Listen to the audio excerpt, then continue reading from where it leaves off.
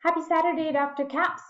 Today we get to learn about electron domain geometry, which is super cool. And I'll be referencing 4th edition of Julia Burge's chemistry book, which used to be despised and is now beloved. So when we talk about electron domains, which are going to be represented by balloons, that could be either a lone pair or a single bond, a double bond, or even a triple bond. It's still going to be represented by one balloon. So the simplest type of molecule is just linear. So you've got two electron domains and they're opposing each other because that's the most convenient configuration for them. And it's got two electron domains, like I said, and something like H2, hydrogen gas, or carbon monoxide. And it can have the type of molecule could be AA or AB. And then when we get to the next one, that's going to be called trigonal planar. Trigonal planar has 3 electron domains, and if one of them is a lone pair, then we have what's called a bent molecule. So if this is a lone pair up here, then we just have we have our atom in the middle, and then 1, 2 on the ends, something like SO2. The next one would be tetrahedral, which we can visualize by putting 2 pairs together. We put them together, they form this shape where none of them really want to interact and they're as far away as possible. And that's AB3 formula.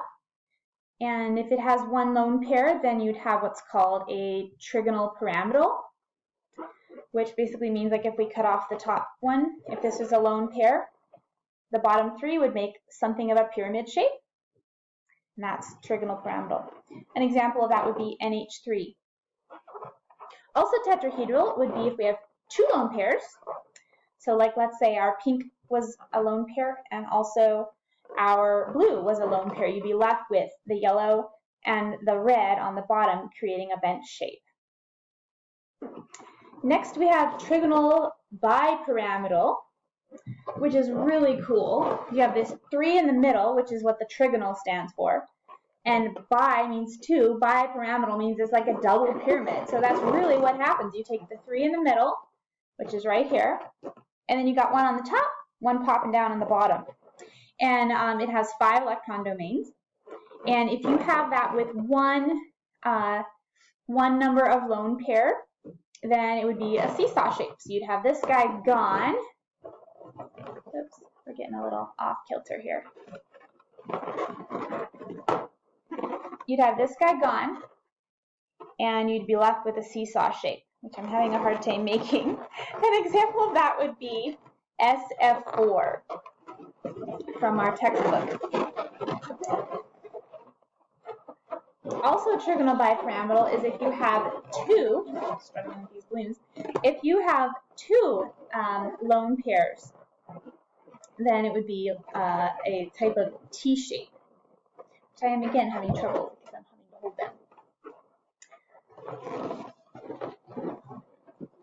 Moving on, if we have, oh, there's one more, awesome.